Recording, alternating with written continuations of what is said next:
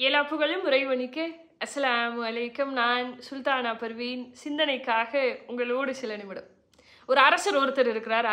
அரண்மனைக்குள்ள ஒரு சீடன் ஒருத்தன் வரான். வந்து அரசர்கிட்ட இப்படி சொல்றான், உங்களுடைய குரு தான் என்னுடைய குரு. நான் இப்பதான் அவர்கிட்ட புதுசா ஒரு மாணவனா நான் சேர்ந்திருக்கேன். அந்த குரு உங்ககிட்ட போய் ஞானத்தை கற்றுக்கொண்டு வா அப்படின்னு சொல்லி என்னை அரண்மனைக்கு அனுப்பிச்சு வச்சார். நீங்க தான் இப்ப எனக்கு ஞானத்தை கற்றுக் கொடுக்கணும் அப்படின்னு சொல்றாரு. அரசருக்கு ரொம்ப சந்தோஷம். ஏன்னா அவருடைய குரு அவரை நம்பி ஒருத்தர் அனுப்பிச்சு வச்சிருக்கிறாங்க அப்படிங்கிறபோது அவருக்கு ரொம்ப சந்தோஷமா இருக்கு. அந்த குருவா உன்னை அனுப்பிச்சு வச்சார், கண்டிப்பா உனக்கு நான் ஞானத்தை சொல்லித்தரேன் அப்படின்னு சொல்றாரு. இவனுக்கு ரொம்ப எக்ஸைட்மெண்ட்டாக இருக்குது. அரண்மனையை பார்க்குறான், எல்லாமே பிரம்மாண்டமாக இருக்குது. இவன் இது வரைக்கும் பார்க்காத ஒரு சூழலில் அவன் இருக்கான். இப்போ அவன் என்ன நினைக்கிறான்னா, இந்த அரண்மனைக்குள்ளே தான் நமக்கு தேவையான ஞானம் இருக்குது போல அப்படின்னு எல்லாத்தையும் பார்க்குறான். எதுவாக இருக்கும், என்னவா இருக்கும் அப்படின்னு அவன் யோசிச்சுக்கிட்டே இருக்கான். இப்போ அரசர் சொல்கிறாரு, நம்ம வந்து வெளியில் போக போகிறோம், நம்ம வந்து குளிக்க போகிறோம், நீ வந்து இந்த ட்ரெஸ்ஸை மாற்றிட்டு குளியல் ஆடையில் நீ வா அப்படின்னு சொல்கிறார். இவனுக்கு ரொம்ப எக்ஸைட்மெண்ட் ஆகிடுச்சு. அரண்மனைக்குள்ளே நீச்சல் குளங்கிறது எப்படி இருக்கும், நம்ம இது வரைக்கும் பார்த்ததே இல்லையே அப்படின்னு ரொம்ப எக்ஸைட்மெண்ட்டோட குளியல் ஆடையில் அவன் ரெடியாக நிற்கிறான். அரசரும் அதே மாதிரி வராரு. வரும்போது படை தளபதியை கூப்பிட்றாரு. கூப்பிட்டு அவருடைய காதுக்குள்ளே ஏதோ ஒன்று சொல்கிறாரு. சொல்லிட்டு இவனையும் கூப்பிட்றாரு. வா நம்ம கிளம்பலாம் அப்படின்னு சொல்லிட்டு இவன் நடக்கிறான், கூடவே வரான். பார்த்தா அரண்மனை விட்டு வெளியில் போகிறாங்க. என்ன, ஏன் அரண்மனைக்குள்ளே இல்லையா? ஞானத்தை கற்றுக்கணும் அப்படின்னு சொன்னால் நம்ம வெளியில் தான் போகணும், அரண்மனை அல்ல அப்படின்னு சொல்கிறார். இவனுக்கு ஒரு மாதிரி ஆயிடுது. இன்னும் ஒரு அரசர் அரண்மனையை விட்டுட்டு இப்படி வெளியில் வராரே குளிக்கிறதுக்கு, என்ன தேவை வெளியில் வந்து குளிக்கணும் அப்படின்னு சொல்லி இவன் நினைக்கிறான். இவன் மனசுக்குள்ளே 1000 கேள்வி இருக்குது, கேட்கணும்னு நினைக்கிறான். ஆனால் அரசர் பேசவே மாட்டேங்கிறார், பேச்சே கொடுக்க மாட்டேங்கிறார். 2 பேரும் போகிறாங்க. ஒரு பெரிய மலைக்கு பின்னாடி ஒரு ஏரி ஒன்று இருக்குது. அந்த ஏரியில் தான் இப்போ 2 பேரும் குளிக்க போகிறாங்க. மலையை தாண்டியாச்சு, ஏரி வந்தாச்சு, 2 பேரும் ஏரிக்குள்ளே குதிச்சாச்சு. அரசர் குளிக்க ஆரம்பிச்சிட்டார்.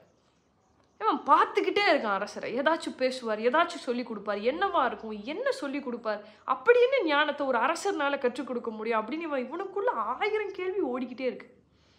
அரசர் பேசவே இல்லை. அவர் பாட்டுக்கு குளிச்சுக்கிட்டே இருக்காரு, நீச்சல் அடிக்கிறாரு, பின்னாடி பக்கம் முன்னாடி பக்கம். அவர் ரொம்ப என்ஜாய் பண்ணி ஈடுபாட்டோட குளிச்சுக்கிட்டு இருக்காரு. இவன் பார்த்துக்கிட்டே இருக்கிறான். இவனுக்குள்ள 1000 கேள்வி ஓடிக்கிட்டே இருக்கு. திடீர்னு என்ன ஆகுது, மலைக்கு பின்னாடி பார்க்குறான், நிறைய புகை வந்துக்கிட்டு இருக்கு. கொஞ்சம் எக்கி பார்க்குறான், அரண்மனை தீ பிடிச்சி எரிஞ்சுக்கிட்டு இருக்கு. ஐயோ அப்படின்னு பதறான். அரசரை கூப்பிட்றான். அரசே பாருங்க, உங்கள் ராஜ்யமே பற்றிட்டு எரியுது, அரண்மனை பற்றிட்டு எரியுது, இங்கே பாருங்க, இங்கே வாங்க வாங்கன்னு கூப்பிட்றான். அவர் குளிச்சுக்கிட்டே இருக்கார், ஈடுபாட்டோட குளிச்சுக்கிட்டே இருக்கார். இவன் சொல்கிற எதையுமே அவர் கேட்கக்கூடிய நிலையிலே இல்லை. இவன் கத்துறான், இவன் பதறான். இவனுக்கு ரொம்ப பதட்டமாகுது. ஏன்னா இவனோட ட்ரெஸ்ஸு உள்ளுக்குள்ளே இருக்குது. ஐயோ என் ட்ரெஸ்ஸு உள்ளுக்குள்ளே இருக்கே, அது எரிஞ்சுக்கிட்டு இருக்கே, அரசே இங்கே பாருங்க பாருங்க அப்படின்னு சொல்லி கத்திக்கிட்டு கொஞ்ச நேரத்தில் நிதானமாயிடுறான்.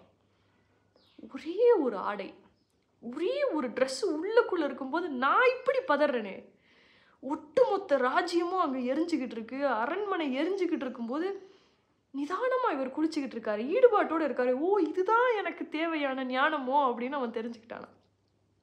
இப்போது இந்த இடத்துல நீங்கள் யாருங்கிறத நீங்கள் தான் முடிவு பண்ணணும். நீங்கள் ராஜ நிலையில் இருக்கீங்களா இல்லை அந்த சீடன் மாதிரி இருக்கீங்களான்னு சொல்லி. இப்போது இங்கே அரசரை பொறுத்த வரைக்கும் அரண்மனை அங்கே பற்றி தெரியுது.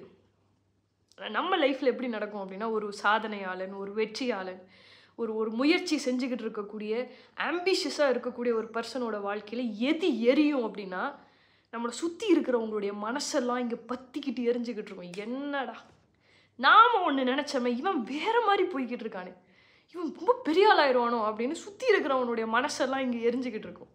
இப்போ ராஜ நிலைன்னு ஒன்று இருக்கு இல்லையா, எந்த இடத்துல நம்ம வெற்றியாளன் அப்படின்னு நம்ம அடையாளப்படுத்தப்படுறோமோ, எந்த நிலையில் நம்ம வெற்றி அடைகிறோம்னு தெரியுமா? நம்மளை சுற்றி ஒருத்தன் கூட நல்லவன் கிடையாது.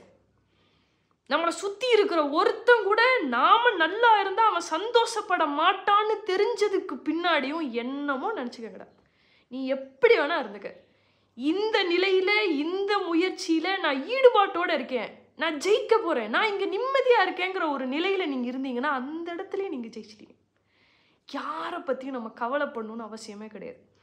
நாம் நல்லா இருக்கக்கூடாது அப்படின்னு நினைக்கக்கூடிய ஒருத்தர்கிட்ட அவன் நினைக்கிற மாதிரி வாழ்ந்து காட்டுறது அல்ல வெற்றி. நீ என்னவோ நினச்சிக்க, இந்த இடத்துல நான் ஈடுபாட்டோடு இருக்கேன், அதுதான் ராஜநிலை.